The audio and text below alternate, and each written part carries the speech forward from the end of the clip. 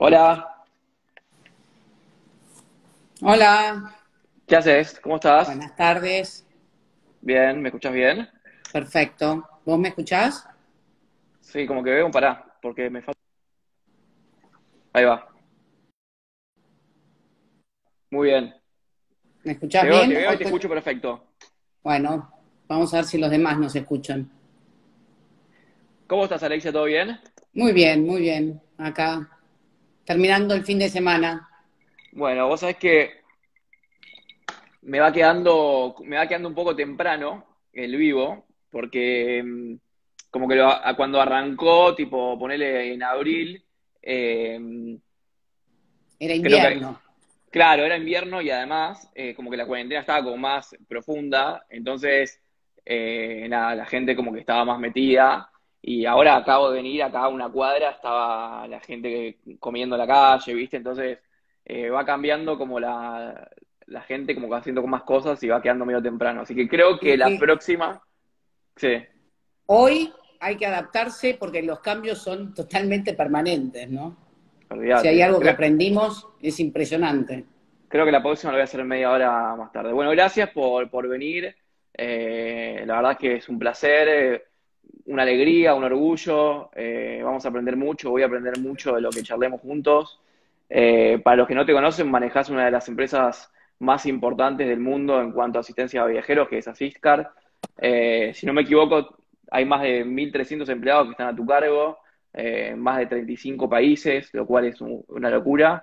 Eh, si querés, la idea de esto, Alexia, para los que recién se unen y para los que ya vienen varias veces, para nosotros es lo que tenemos ganas de escuchar acá, es historias de a la gente que le fue bien en nuestro país y que además, lo dije en el vivo, lo dije en el video hace un rato, que aprendieron de la resiliencia y que viven y que conviven y que les fue bien y que les va bien siendo resilientes ante las adversidades. Eh, y bueno, ¿qué mejor que hablar de adversidades en una industria como la tuya, ¿no? En este momento. O sea, Y el viernes cumplimos 19 años de una de las crisis más grandes de la industria, que fue septiembre 11, que también me recordó un poquito todo lo que estamos viviendo en estos momentos, ¿no? qué mejor que hablar de eso. Yo te propongo lo siguiente para que organicemos un poquito el live que dura una hora. Eh, lo que quiero que hagamos es, vamos a ir y venir en varios momentos de la historia, pero primero quiero que nos cuentes la historia de Asistar. Después creo que me gustaría hablar un poquito más de tu historia y vamos a te voy a ir preguntando cosas de tu historia de vida y cómo llegaste a ser lo que hoy sos. Y después vamos a hablar de, no sé, diversos temas de cosas tuyas interesantes que estás haciendo ahora y que estás viendo en la industria y cosas que ves para adelante que, más que nada, la industria del turismo, de los viajes y de las finanzas de esa parte de la industria, ¿no? Así que si te parece y si estás de acuerdo conmigo, con esta propuesta, contanos un poquito la historia de Siscar y cómo arranca la empresa y cómo eso es lo que es hoy. Bueno, te cuento que Asiscart nació en 1972 en Ginebra, la fundó mi padre vivía en Suiza y vendía fondos de inversión, casualmente, Ariel. Mirá, Y, y la historia en realidad comienza cuando él se va de Hungría después de la Segunda o en plena Guerra Mundial, cuando Hungría perdón, los rusos invaden a Hungría. Mi padre, que nació en una familia noble húngara, junto con su hermana de 7 años y él de 5, se tienen que ir, escapándose literalmente con su nani, y estuvieron mucho tiempo dando vueltas por Europa. La hago muy corta, pero la verdad es que esta pequeña historia, que es muy fuerte, de parte de la resiliencia que se puede llegar a venir en mis genes, ¿no? Húngaros. mm, Mi padre y su hermana estuvieron mucho tiempo sin su familia, viviendo en Bélgica, sin amigos, sin conocer el idioma, sin absolutamente nada, y a la expectativa de que termine la guerra y que de alguna manera se vuelvan a encontrar con su familia. No se sabía dónde, no estábamos en la época de internet, no se podía encontrar a la gente. Y bueno, esta es la historia de una persona muy resiliente que se tuvo que reinventar. Y después de 5 o 6 años de dar vuelta por Europa y de estar separado de su familia, de sus seres queridos y de sus amigos, mi padre termina en Sudamérica, primero en Brasil y después en Argentina. Esto lo cuento porque cuando mi padre vuelve a vivir por Europa, ¿sí? Allá cuando tenía 33, 34 años, vendiendo fondos de inversión, él queda con esta sensación de cuando él era pequeño, de haber estado en un país o en varios países solo, abandonado, sin conocimiento del idioma, sin conocimiento de la cultura, totalmente despojado de su vida, y queda con esta angustia y quiere buscar su propósito en lograr que no muchos viajeros más tengan esa misma angustia que vivió él en su infancia. ¿Sí? Claro, ese era el problema que él identifica, ¿no? Y que trata de solucionar en eso. Exactamente. Entonces encuentra su propósito y funda Asiscar, que en su momento la empresa, por supuesto, se empezó a vender en Europa, y después cuando él decide volver a la Argentina, es donde la empresa se hace mucho más fuerte y donde coloca la impronta, digamos, de lo que es hoy Asiscar, ¿no? O sea, primera en su categoría, primera en no hablar de seguros, que esto también es importante, ¿no? De hablar de asistencia, de ayuda, y nada que ver con seguros. De hecho, hay una anécdota que no mucha gente sabe, pero la compañía se llamaba antes France Secours. Secours de socorro, no de seguros. Pero Sí. cuando llega a la Argentina mi padre y habla de su nombre, del nombre que había elegido para su empresa, la gente automáticamente lo identificaba con seguros. Entonces ahí fue cuando compró o cambió el nombre a Asiscard y cambia seguros por asistencia, ¿no? Para que quede bien claro que una compañía de asistencia es mucho más que una compañía de seguros, ¿no? Donde ayuda, donde está en el momento que la necesitas. Una compañía de seguros ayuda post el problema, ¿sí? Asiscar, lo que hacemos es justamente en el momento que tenés un problema, te estamos ahí para ayudando. Esta es un poquito la historia. Desde América Latina, desde Argentina, se empieza a expandir por el Cono Sur, Uruguay, Chile, Brasil, Paraguay, y a partir de ahí empieza, como yo digo, la conquista hacia el norte, llegando hasta México en el año 86. Déjame que te interrumpa en una cosita, ¿no? Para entender un poco más. ¿Por qué tu padre, o sea, fundándola en Europa, creo que estaba, de hecho, no sé si en Suiza, ¿dónde? En Suiza. ¿Por qué la funda desde ahí? ¿Por qué decide empezarla desde Argentina a armar el negocio? Bueno, simplemente te voy a decir, porque su familia, o sea, parte de su Sí, familia, en este caso su mamá y sí, sus primos, que eran íntimos amigos, vivían en Argentina. Entonces él decide formar familia en Argentina. De hecho, ok. nosotros somos primera generación en Argentina, ¿no? O sea, los hijos somos primera generación en Argentina. Ok, pero entonces, digamos, no por una cuestión económica, sino por una cuestión más familiar, ¿no? Eso No, sí es mucho más interesante. emotiva y familiar que análisis del mercado, aunque tengo que decirte que, bueno, era un producto que en su momento en Europa era bastante conocido, un tipo Mm, de este tipo de compañías de asistencia, de la mano de grandes compañías de seguros, y en América Latina este producto no existía.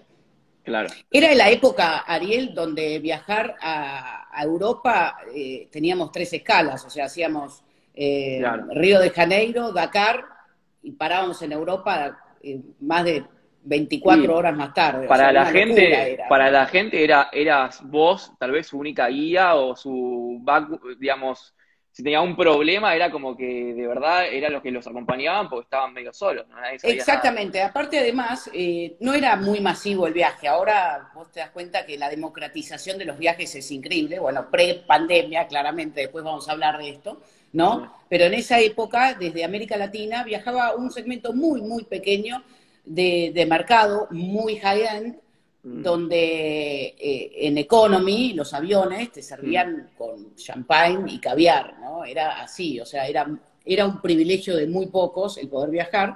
Bueno, es la época cuando se funda Asiscarte en América Latina.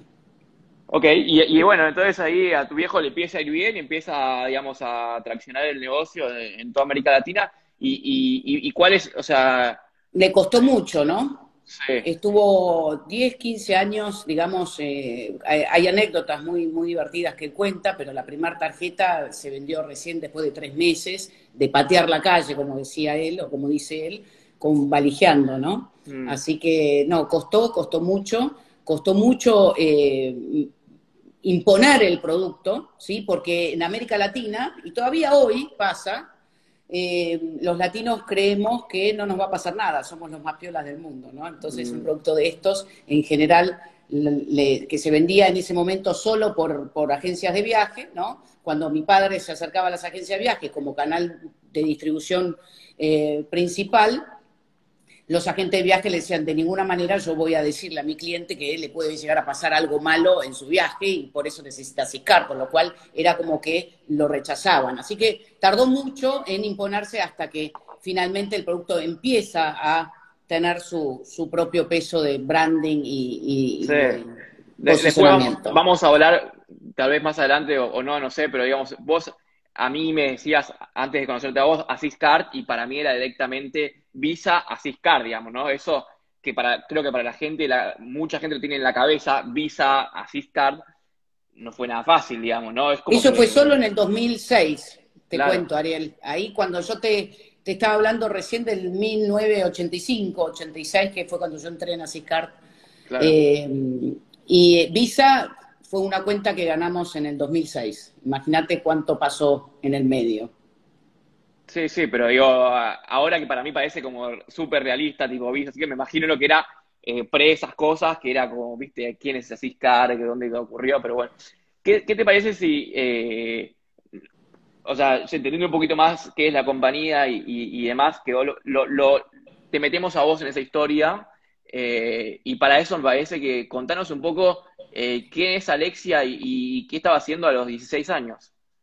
Bueno, Alexia, ¿Y a dónde? los ¿Y 16 dónde? años, ¿cómo? ¿Y dónde? ¿Y dónde? ¿En qué parte del Alexia mundo? ¿En estaba qué en parte Buenos de Aires, Argentina? estaba cursando el último año de colegio y el último año de colegio no tenía turno tarde. Entonces al mediodía yo estaba desesperada y aburrida. En marzo empecé el colegio y dije, bueno, yo quiero empezar a trabajar. Además, te voy a contar, Ariel, que siempre crecí con una madre, ¿no? Que tuvo 2 maridos, o sea, en ese momento no existía, o sea, primer matrimonio, segundo matrimonio, y estaba vuelta, digamos, a separar. Entonces, crecí con una madre que se quejaba permanentemente de las cuotas de alimento que recibía. Mm, Entonces, yo dije, yo no quiero estar dependiendo absolutamente nunca de nadie económicamente y quiero empezar a trabajar. En ese momento yo hablo italiano, pues mamá es italiana, hablaba inglés al tuntum, y conocía mucho el viaje porque había viajado desde muy, muy chica, ¿viste? A Suiza, acompañaba mucho a mi padre cuando él trabajaba en Suiza, nosotros íbamos de vacaciones en Suiza, entonces tenía bastante calle en ese sentido. Y bueno, y salí a buscar trabajo y con la suerte, si se quiere decir, que en el año 86 yo vivía en el norte de la provincia de la ciudad de Buenos Aires, en Martínez, y me fui, me tomé el tren a Retiro y empecé a patear la calle y lo único que sabía era la calle Florida, lógicamente. Y mm, caí en una agencia de viajes que yo hablaba y conocía al dueño y me dio trabajo inmediatamente. Por supuesto que me preguntaron si tenía la autorización de mis padres. Yo dije que sí, nunca le había hablado a mis padres que iba a empezar a trabajar y empecé a trabajar de 2 a 7 de la tarde. Salía del colegio, de uniforme, de jumper, me iba a casa corriendo, me cambiaba, me tomaba el tren y llegaba a Retiro y a las 2 de la tarde estaba en el trabajo. Y así fue como empecé a trabajar. Y mi padre se entera que empecé a trabajar en una agencia de viajes y me dice, ¿cómo puede ser que vengas a trabajar, que yo no me entere? Yo conozco a todas las agencias de viajes, porque Asiscar se vendía a través de las agencias de viajes, quiero que vengas a trabajar a Asiscar. Un tiempito, me dice. mm. Y bueno, Un dos tempito meses y acá más estás. tarde empecé en Asiscart y empecé, por supuesto, mi padre ahí, siempre cuento esta anécdota porque me dijo, este es el día más difícil de tu vida, donde vos tenés que dar el ejemplo, vas a ser la primera en llegar y la última en ir. y te voy a hacer las cosas más difíciles justamente porque sos mi hija. Y bueno, yo dije, por supuesto, quería el desafío, si hay algo que me mueven son los desafíos, y yo decía, yo lo voy a lograr. Y así empecé, entonces trabajé primero de mensajera y después empecé a hacer la mensajera del Departamento de Promoción y Publicidad. En esa época, Ariel, los avisos, que nosotros hacíamos solo avisos en Nación y en Clarín, no existía otra cosa, y un poco de radio y un poco de vía pública, los avisos se armaban en la oficina con fotolitos, una cosa de locos que hoy haces en 3 minutos en una computadora. ¿Qué 3 minutos? Segundos, No, no ¿no? sé qué son los fotolitos. Por eso, es algo de mi época. Bueno, empecé a trabajar en esa época donde vos entregabas el aviso, en vez de mandarlo por mail, vos ibas, Nación y Clarín, por ejemplo, cerraban el viernes a la noche para tener el aviso el domingo, con lo cual salías corriendo a entregar el aviso el viernes a la noche para que te ubiquen en buena página, impar, en la sección, en la primera sección de Nación y Clarín. ¿Cómo Así impar? empecé. ¿Cómo? ¿Por qué impar? ¿Por qué impar? Porque impar siempre es la página que está de frente. Ah, está muy bien, es verdad. Cuando Claro, tenemos en lo físico y claro. no la compu, La 1 y la en 3 un está muy bien. libro, en un diario, en la página impar siempre se ve primero. Muy bien. Muy bien. Y entonces, pero te hago una pregunta, de ese primer laburo que hiciste en la agencia de viajes, ¿te sirvió algo? ¿Te gustaba? Primero me sirvió para decir qué fácil que era conseguir trabajo. Después la vida me demostró que no era así, ¿no? Pero me sirvió porque no había nunca pisado un banco y yo estaba en Viamonte y Florida y el primer día me dijeron, ¿vos sabés hacer depósitos? Y digo, por supuesto, ¿cómo no voy a saber hacer depósitos? Y me entregaron el talonario de depósito que yo le di y el dinero. Y yo dije, ¿y ahora qué hacemos? Bueno, me acuerdo perfecto, el depósito tenía que ser en el Banco Comercial del Norte, también seguramente no te lo acordás, pero vos como financiero debés saber que había un banco, que se llamaba así, que estaba en Córdoba y Florida. Y yo salí de la oficina, que era Viamonte y Florida, y no tenía ni idea si era a la derecha o a la izquierda, para que te des una idea. Bueno, llego al banco y por supuesto empiezo a pedir ayuda samaritana, por favor que alguien me ayude a completar lo que tenía que completar. Y esa fue mi primera experiencia, ¿no? Tardé 1 hora y media en volver. Y después, otro de los trabajos, me acuerdo, el primer día que me dicen, ¿vos sabés tipear? En esa época todo el mundo hacía la Pitman, yo nunca hice la Pitman. Dije, por supuesto, bueno, entonces haceme este contrato. Y ese contrato había que tipearlo. Y imagínate, yo tipeaba con los 2 índices y aparte, cada vez que te equivocabas, tenías que sacar la hoja y volver a empezar. Claro, Entonces, era esto te difícil la ayuda juego. mucho, ¿no? Mucho. Son cosas Pero que... siempre a una frase a mí que me lo dijo Andy, es el dueño de Banco Industrial, me dijo, siempre mejor pedir perdón que pedir permiso, y creo que Una de mis vos, frases preferidas, Ariel. La gente lo es sabe, así. algunos que me están viendo ahí en el vivo, saben que una de mis frases preferidas es siempre mejor pedir perdón que permiso, y en algunos países más todavía, Como en Argentina. como en Argentina. Bueno, entonces estábamos que arrancaste ahí de cadete con tu viejo, metiéndote de a poco, aprendiendo un poco del negocio, y de repente miro tu LinkedIn y desapareciste. ¿Qué Y de pasó? repente, bueno, en el medio me recibí, porque, o sea, terminé el colegio, empecé la facultad, me casé a los 21 años, muy joven, tuve una hija, Macarena, y cuando Macarena tenía 1 año y medio, 2 años, me fui de Asiscart con algunos intercambios familiares y empecé todo de vuelta. O sea, la verdad es que esto fue 10 años de Asiscart. Cuando me fui había ido a Asia, al sudeste asiático, a abrir oficinas de Asiscart. Eso también me hizo bastante fuerte. Imagínate en países musulmanes, en esa época, 1995, 96, 95, 94, una mujer en países musulmanes rubia, con un portafolios, y yo digo, siempre era un acto de fe ir a hacer Mm. reuniones en Malasia, en Singapur, en Hong Kong, en Filipinas, porque uno armaba la agenda con el fax. Llegaba al país y decía, bueno, espero que el lunes como me confirmaron hace 2 semanas atrás con el fax, el lunes tengan la reunión en tal oficina, ¿no? Era una cosa de locos. Bueno, pero eso también, como yo ya estaba viajando mucho y tenía a Macarena, que era chiquita, se me complicó, digamos, la verdad, emocionalmente como mamá, estar tan lejos. Cuando uno está en el Asia, realmente está lejos. En esa época, imagínate. Y decidí probar suerte en otro lado. Hablé con mi padre, por supuesto no le gustó la idea, pero bueno, yo soy taurina y trato de hacer lo que yo quiero. Y si me dice que no, te diré, mira cómo lo hago. Así que me fui convencida de que iba a conseguir trabajo rápidamente. En esa época, Ariel, nosotros podíamos comprarnos casas financiadas con hipotecas, y yo tenía una hipoteca de mi casa de Perdón, estamos hablando del 96, ¿verdad? Más o menos. 95, 95. 95. Y tenía una hipoteca pesadísima, y yo dije, no importa, yo voy a conseguir trabajo rápidamente. Y la realidad me golpeó en la cabeza. Tuve 8 meses pateando la calle literalmente con mi hija, sin obra social, con la casa para refinanciarse 4 veces en el Bank Boston. Y cuando me presentaba a las reuniones, decían, bueno, qué lindo currículum, porque me encantaba el marketing. En esa época ya había hablado de marketing, había viajado mucho, ya tenía experiencia, hablaba idiomas. Y yo dije, todo el mundo me va a dar trabajo. ¿Cómo yo no voy a conseguir trabajo? Y la verdad es que cuando me hacían la entrevista final, me decían, bueno, ¿y quién era tu jefe? ¿A quién le pedimos referencias? A mi padre, olvídate, pum, me sacaban corriendo todos. ¿Te acordás, qué pensabas anoche en ese momento? Estaba desesperada, literalmente te digo, estaba desesperada. Sinceramente, la pasé muy mal.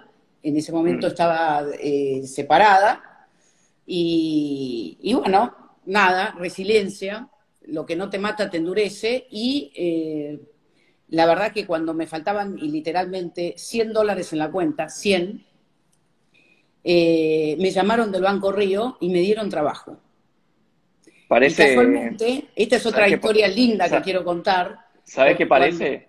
¿Sabes qué parece? ¿Qué parece? En busca de la felicidad, la película. Muy Sí, fue impresionante. Nada, son esos momentos en tu vida donde vos decís, como decía Steve Jobs, bueno, todo pasa por algo, todo tiene que ser perfecto, porque cuando entré en el banco, te digo, fue una de las mejores experiencias de mi vida. Aprendí, me hice sola, ya no era la hija no tenía que demostrar nada, hice mi vida, me fue espectacular. ¿Qué hacías en el banco? Contanos un poco de eso. Hacía tarjetas de crédito. Fíjate, yo no sabía nada, no conocía el Excel, imagínate.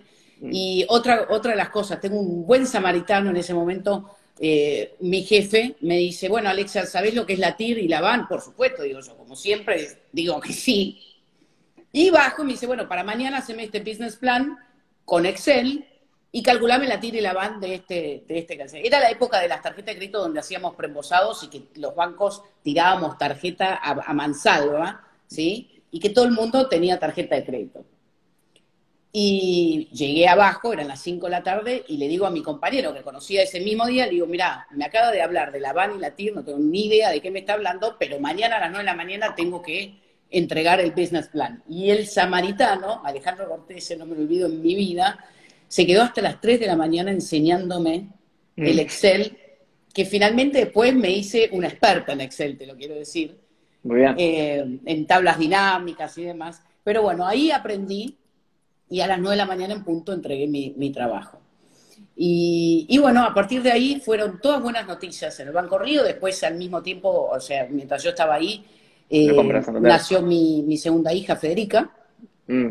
Me compré mi primer auto prendado, estaba feliz, yo solita, y me ascendían, me fue muy bien en el banco, y cuando estaba en el mejor de los momentos del banco, mi padre me pidió que vuelva.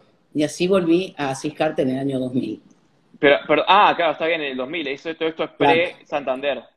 Claro, en el medio el Banco Río se vendió al Santander, yo sobreviví, digamos, la fusión.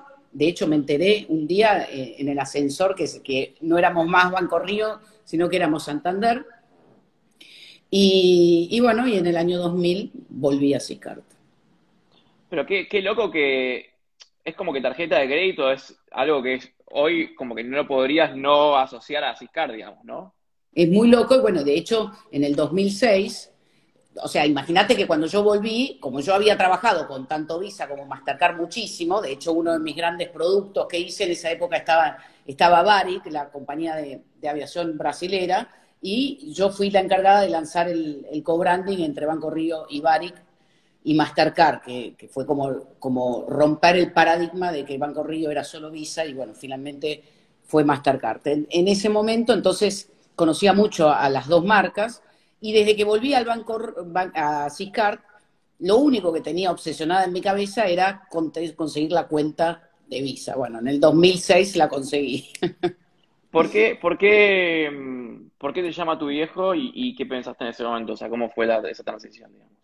Esa es una linda historia, espero que me esté mirando. Mi viejo en ese momento estaban en una meseta en Asiscard, estaba muy grande, y él cuenta que yo lo invité al lanzamiento de mi producto, que había lanzado en el Banco Río, y era un lanzamiento muy grande, con 2000 personas, y yo subo al escenario y hago la presentación de mi producto y demás, y bueno, todo el mundo aplaude, y él mira desde abajo y dice, ¿qué hago yo que no está trabajando conmigo? Esta es la historia que cuenta él. Y bueno, otro que es no es taurino, pero hace lo que quiere, y me llamó y me dijo, mira, quiero hablar con vos, y me dijo, necesito que vuelvas. Yo le puse algunas condiciones, como por ejemplo, nada, que quería ser su mano derecha, bueno, algunas cositas. Él aceptó todo, y volví a Siscart. Me costó mucho, porque la verdad que le dije, mirá, a mí me costó mucho conseguir este trabajo, me encanta lo que hago, me encanta el banco, de hecho soy íntima amiga de todos los que eran mis jefes en el banco hoy, tengo muchos buenos recuerdos, y no quiero perder todo lo avanzado. No, necesito que vengas, y me gusta por el empuje. Aparte yo ya había adquirido conocimientos muy financieros en esa época, con lo cual entré, digamos, a armar un poquito, a emprolijar un poquito la parte financiera de la compañía, hasta que después empezamos a hacer un crecimiento. Bueno, pasa el 2001 y reestructuramos todo y nos reinventamos, y a partir del 2001, cuando tocamos fondo, Ariel, cuando tocamos fondo con la compañía, imagínate que en ese momento, 2001 Torre Gemelas, septiembre 11, diciembre 2001, avión, o sea, helicóptero presidencial Tremendo, saliendo, enero, devaluación 4-1. tremendo. Tremendo, tremendo, una tras de otra. Y bueno, basta para tocar fondo para salir impulsado para arriba, ¿no? O sea, la verdad es que lo que no te mata te endurece, te obligan las crisis a ser creativa, te obligan las crisis a repensar todo, te obligan las crisis a trabajar en equipo, te obligan las crisis a unirte más que nunca bajo un propósito. Y bueno, todo salió para mejor. Tengo una pregunta antes que sigas, y esto me gusta como mucho pensarlo, y es, en el 2001, y me pongo en los zapatos de tu viejo y tuyo, eh, ¿y qué pensabas a la noche cuando decías, che, este negocio capaz no camina más? Capaz, no sé cuántos empleados tenían, pero ¿cómo hacemos para pagar los sueldos? No sé, llevarnos un poco más a esa parte, como que lo pasás medio rápido, pero es muy heavy, ¿entendés? Y es como que mucha Es gente lo muy está pensando, heavy. o En sea, ese mucha gente lo está momento pasando ahora. la incertidumbre era tremenda, Ariel. Aparte, te cuento que pasó las Torres Gemelas, y después de las Torres Gemelas estuvo el SARS, no sé si te acordás. Sí. Todo, o sea, fue una serie de eventos globales que hicieron que la industria de los viajes se vea absolutamente golpeada. No tanto como lo que estamos viviendo ahora, pero en ese momento el 45% de los revenues venían de la Argentina, y la Argentina estaba totalmente destrozada. Mm. Entonces, con muchas reuniones y con mucho trabajo en equipo, trabajamos día y noche para ver cómo hacíamos para sobrevivir este momento. Sabíamos que eventualmente esto iba a pasar, no sabíamos cuándo. Entonces preparamos la compañía, primero lo que es algo que no hice en esta crisis, lo primero que hicimos fue hablar con la gente Mm. y todos nos bajamos el sueldo proporcionalmente. Y eso fue un gran tema para nosotros, Ariel, porque absolutamente todos los empleados en ese momento, que éramos como 400 empleados, Wow. todos aceptaron bajarse el sueldo y eso generó en mi padre, en mí, un compromiso de sacar adelante como sea el deal que todavía hoy me acuerdo y se me pone la piel de gallina, ¿no? Otra de las cosas, bueno, el manejo de la caja, fundamental, estar muy unidos, la verdad que fue un momento de vuelta. Abrimos nuevos canales, nos reinventamos, armamos nuevos productos. En ese momento los viajes de placer estaban totalmente a cero, pero ¿qué pasaba? Argentina estaba tan destruida que entonces Mm. vimos que la oportunidad estaba en los viajes de negocios de los ejecutivos que iban a buscar negocios por fuera de la Argentina. Entonces hicimos mucho hincapié en lo que era el negocio, los viajes corporativos, lanzamos ahí un gran canal de distribución, tomamos gente especialista en el canal, y bueno, así fue como empezamos a... Otra cosa que nos dimos cuenta era que empezaban los jóvenes, empezaban los work and travel, entonces sacamos productos que se llamaba Young, el producto, me acuerdo porque se llamó Young, y el código del producto era 33, porque yo tenía 33 años cuando se lanzó. Wow. Y bueno, empezamos así y la gente toda, estábamos todos en el mismo barco y esto es fundamental para atravesar la crisis. Bueno, de hecho acá Fundamental. un chico acaba de poner que trabajó 20 años en Asiscar y en la crisis del 2001 todos nos pusimos la camiseta de Asiscar. Mirá, no lo vi Mira quién que, era, pero ahí lo mira voy a qué ver. groso. Sí, es Pero así. increíble. Y tengo otra pregunta que totalmente afuera de tema, pero para que no se me vaya, y creo que también va en esta parte de la historia, escuché un par de veces que mencionaste que tu padre no estaba como del todo cómodo que vos seas mujer manejando la compañía. Eh, hablemos un poco de eso, hablemos un poco de vos siendo mujer y manejando la compañía tan grande y tan importante. O no, no sé, capaz es incómodo y no lo querés hablar, pero como lo No, escuché. lo hablo y se lo digo siempre a él. Le digo, nunca en mi vida conocí a alguien tan machista como vos. O sea, se lo digo de Mm, frente. Él es mm, machista y es verdad. Y para él, las mujeres no somos para estar trabajando y menos ser entrepreneurs. Y bueno, unos cuantos años más tarde creo que se dio cuenta de que las mujeres también podemos ser entrepreneurs. Pero sí, es difícil. O sea, el paradigma de mi padre está aún para algunas cosas, ya no para otras, pero bueno, nada, es así, yo me impuse, me costó, o sea, yo siempre digo que al final el tema de ser mujer para mí fue una ventaja, absolutamente una ventaja. Todo para Yo vos son ventajas. No sé si te das cuenta, pero cada cosa que yo te digo mala, vos lo decís, o en los videos siempre lo decís, es una ventaja. Es una oportunidad, definitivamente. O sea, Increíble. una de las grandes valores que creo que hay que aprender en estos momentos es que en la vulnerabilidad está la oportunidad, siempre, Mm. siempre. Entonces, nada, yo ser mujer era distinta, era una persona distinta. Entonces, llamaba la atención. Entonces, cuando llamaba la atención, la gente me tomaba más atención. Siempre digo que entraba en las reuniones, eran todos hombres, y yo sabía que los primeros 20 minutos estaba todo el mundo pensando, bueno, ¿qué hace esta rubiecita acá? Es la hija del jefe, o sea, a ver qué estupidez va a decir.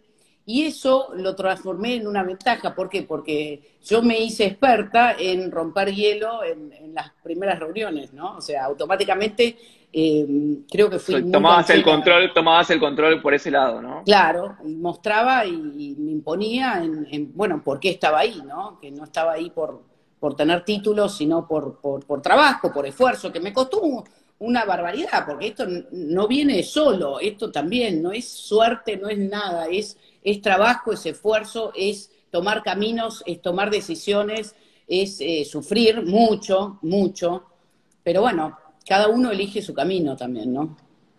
¿Me querés llevar a 2011 cuando venden la compañía?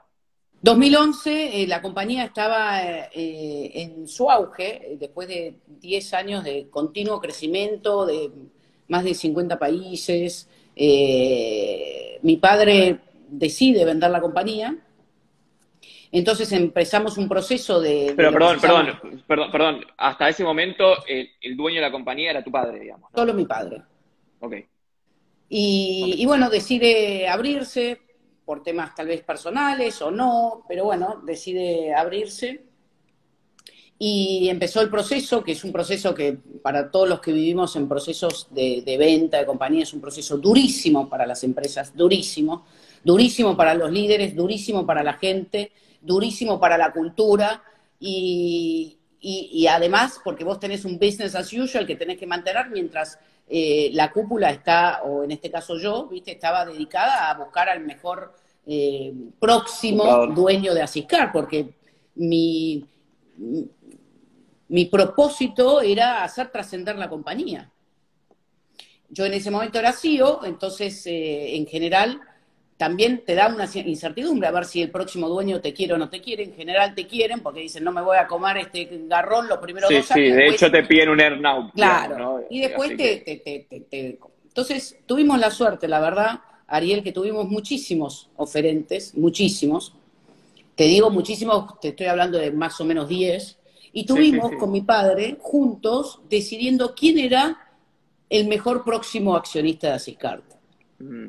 Había algunos socios estratégicos que querían adquirir la compañía, que eran compañías de seguros, y decidimos ir por el actual accionista, que si bien tiene una compañía de seguros, es una compañía de seguros totalmente mayoritario, que no tiene nada que ver con el producto Asiscard.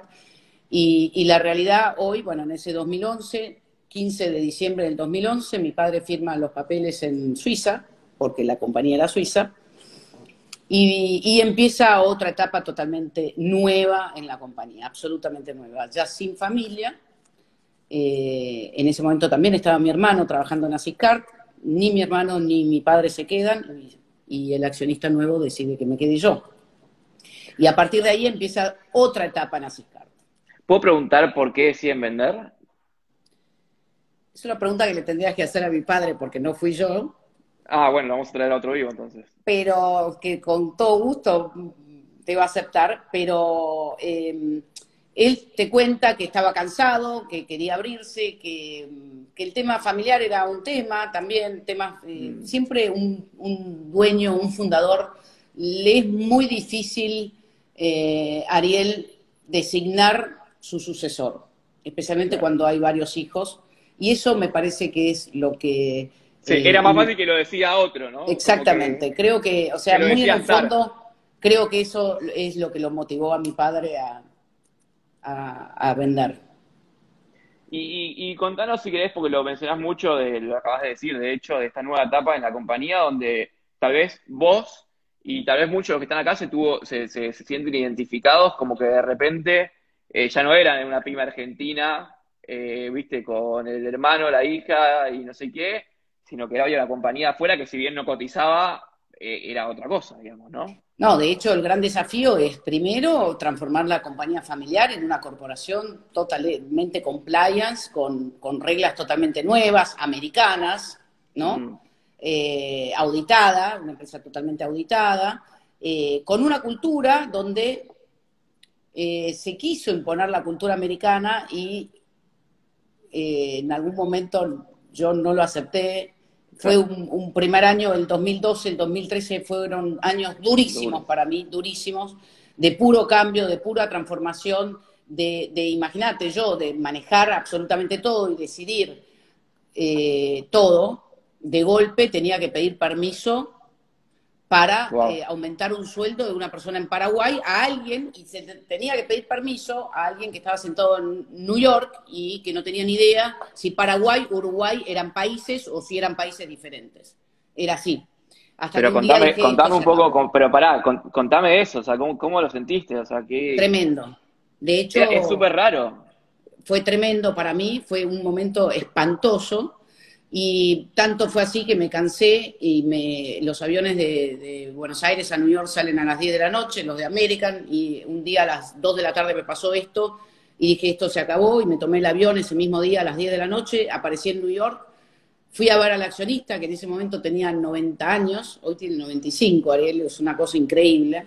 Y Es dije bueno el esto, tipo, eso es eh, un admirable. impresionante, o sea, el dueño es una persona muy conocida, un empresario muy conocido acá de Estados Unidos, que tiene 3 guerras encima, tiene la de Corea, estuvo en el día D y estuvo en Vietnam, o sea, una Está cosa más de locos. allá, está Está más más allá. allá del bien y del mal, olvídate.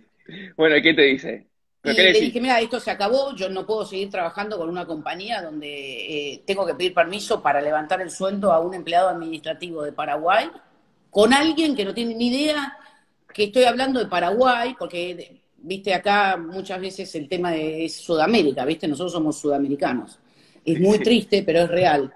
Y hablando de resiliencia, te voy a decir una cosa, yo creo que los empresarios latinos, y especialmente los argentinos, como estamos acostumbrados a que todo salga mal y que Murphy ande por todas partes siempre, nos hacemos mucho más cancheros y siempre tenemos plan A, B, C, D, cosa que acá es algo muy raro. Los americanos no tienen plan A, B, C, D. Nosotros siempre. Y eso nos hace más fuertes. Nos hace muy atractivos a la hora de manejar compañía, ¿no?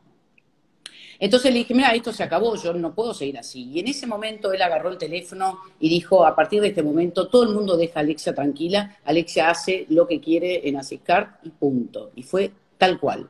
Y a partir de ahí empezó otra etapa donde literalmente tengo uno de los mejores accionistas que se puede pedir con todo lo bueno y todo lo malo. Lo bueno es que realmente confía en mí, cada 2 meses uno va a New York, presenta los papeles, los números y está todo tranquilo.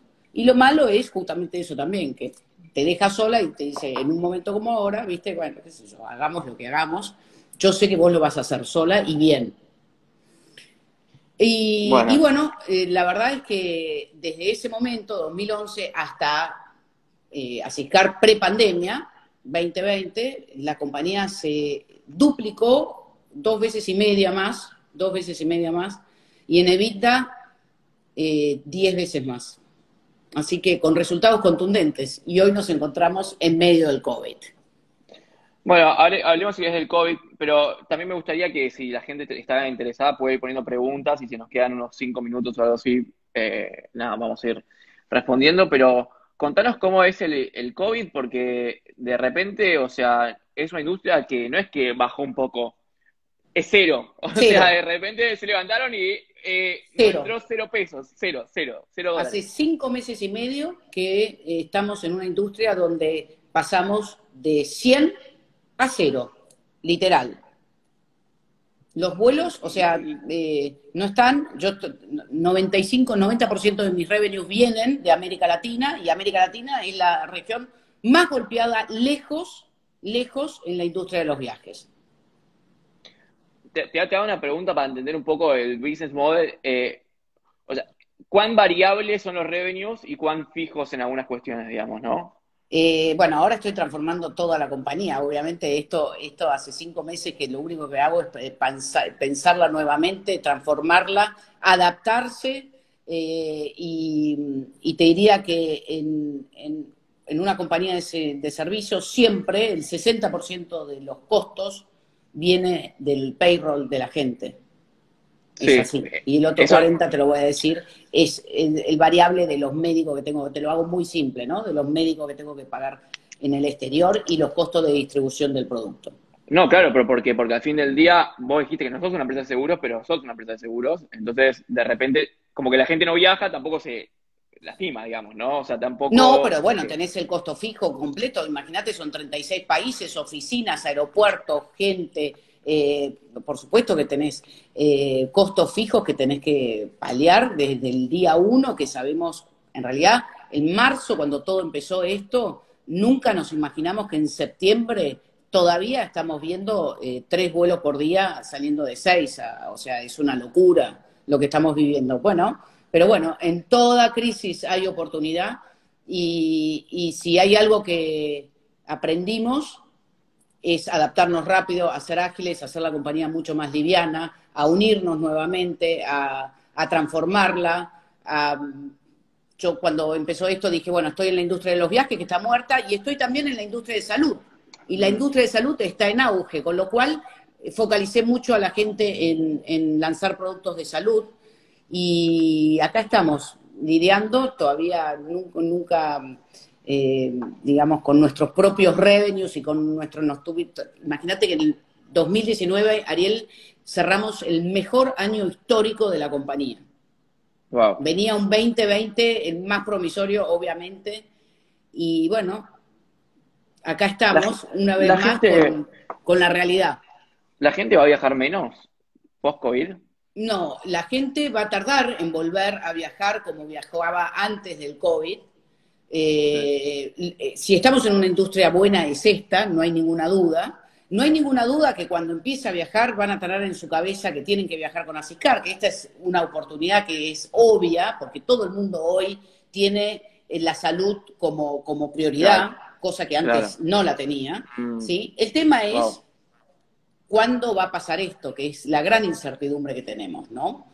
La gente va a viajar diferente, definitivamente. No como se está viajando ahora. Hoy no me parece que va a ser la nueva normalidad de siempre esto de cómo se está viajando hoy en los pocos vuelos que hay, ¿sí? Creo que los check-ins van a ser mucho más digitales, mucho más... los aeropuertos hoy con la distancia social no están preparados, o sea, las colas para hacer un check-in llegan a toda la terminal, imagínate. Esto es algo que no es sostenible en el tiempo. Pero la gente va a seguir viajando porque si hay algo que le quiere y es aspiracional es los viajes. Lo que pasa es que van a viajar diferente. Está muy bien. Che, te quiero preguntar una cosa, y es tu rol en la ONG Techo, de la cual charlamos un poquito la vez pasada. Eh, ¿Cuándo lo empezaste a hacer y por qué lo empezaste a hacer y por qué te gusta tanto? En el año 2011, también en un momento de la venta de Asiscar, que para mí fue uno de los años más difíciles también de mi vida, perdí una prima hermana que muy querida, Claire, y ese momento que pasó, que fue justamente mientras yo iba y volvía desde New York, mi hermana prima fallece, y dije, bueno, esto no puede ser en vano, algo, desperté algo solidario en mí. Empecé haciendo una salita de emergencia de salud en un barrio carenciado de Escobar, que todavía hoy apadrino. La construí con mis propias manos, esa salita, digamos, y a partir de ahí me puse con el techo, porque en ese barrio estaba techo Mm. y construí mi primera casa con techo y me hice una promesa de construir al menos una casa por año en algún país de América Latina, lo cumplí, construí por todas partes y además lancé el producto Más Sonrisas para América Latina, que habla justamente de dar igualdad de oportunidades a estas poblaciones, ¿no? Que son tan reales y que te ponen en eje, ¿no? Vos que también conocés lo que es techo, estar a 10 minutos de tu casa y entender que la gente vive y no tiene agua corriente o no tiene un baño, que para nosotros hoy es absolutamente natural, es tremendamente, te hace abrir de una manera automática la cabeza, decir, y poner en eje. Y para mí esto es fundamental. Una de las cosas que yo busco es, siendo líder de América Latina, es transformar a la población civil para que sea consciente de que tienen que poner, que se tienen que involucrar, que los gobiernos no van a poder cambiar estas realidades. 60 millones de pobres en América Latina no van a poder ser solucionados por la población gubernamental. Entonces, creo que los changers, como a mí me gusta decir, son los que ponen manos a la obra y se involucran, no son víctimas, son protagonistas del cambio y me parece que me gusta hacer un llamado de conciencia a todos los líderes y no líderes, pero que cuando vamos a nuestras casas tenemos agua corriente. Bueno, si vos tenés agua corriente, entonces sos parte de esta población privilegiada que tenés la obligación de involucrarte para cambiar la realidad de esta otra población.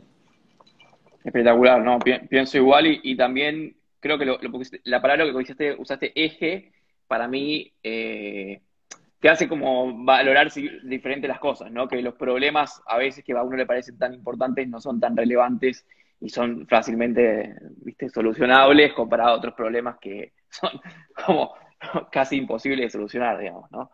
Eh, Nos quedan unos minutos y quiero que nos ayudes un poco más. eh, Como que creo que también la idea de esto, Alexia, es que esta charla la podamos, viste, transformar en una caja de herramientas, ¿no? Y creo que si vos tuvieras que decir, ¿cuáles son tus cajas o sea, cuáles son tus herramientas que vos decís la gente tiene que adquirir eh, para, viste, sobrevivir en Argentina? Alexia, acá no sabés lo que es. O sea, Argentina está, no solamente está mal el país, sino que la La gente se gente ya quiere ir a está la muy mal. mierda, está hinchada de las pelotas, como que no consigo laburo, todo con razón, digamos, ¿no? Pero de repente escucho tu historia y digo, che, hay una, o sea, viste, hablame de quilombos que ya las pasó. ¿Cuáles son la caja de herramientas que vos tenés y que la gente debería adquirir? Primero, ponerse, Para pensar la pregunta. primero ser protagonista y no víctima. O sea, basta de quejarse. O sea, uno tiene que formar y crear su propia realidad. Olvidarse del contexto y tratar de hacer su futuro. Mm. Creer que eso es posible. Perseverancia, fundamental. Voluntad. Encontrar tu propósito, para mí es fundamental. Si vos encontrás tu propósito, vos tenés absolutamente la fuerza y la resiliencia para salir adelante en lo que se te propongas. Y si los caminos se cierran, definitivamente hay varias puertas que se te van a abrir. Esto también, tener la seguridad de que eso sucede, te da mucha tranquilidad en saber de que todo sucede porque conviene. Y sacar esto, ¿no? O sea, el golpazo que estamos teniendo en estos momentos, toda la humanidad, te tiene que servir para hacer un mundo mejor, ser mejor persona, ser mejor ser humano, ser mejor sociedad.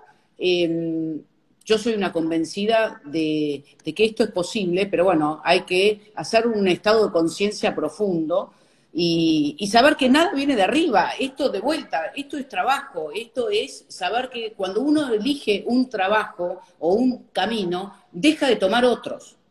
Y todo tiene su costo, pero también tiene su recompensa. Es así. Sí, y no sé, me sentí como me gustó mucho el ejemplo que dijiste, bueno, no ejemplo, sino la historia de Santander, ¿no? Que de repente estabas, viste, pecho arriba, me voy de acá, me voy a Ciscar, consigo laburo mañana y estabas 5 meses, viste, acá. Creo que esa parte está muy buena de tu historia.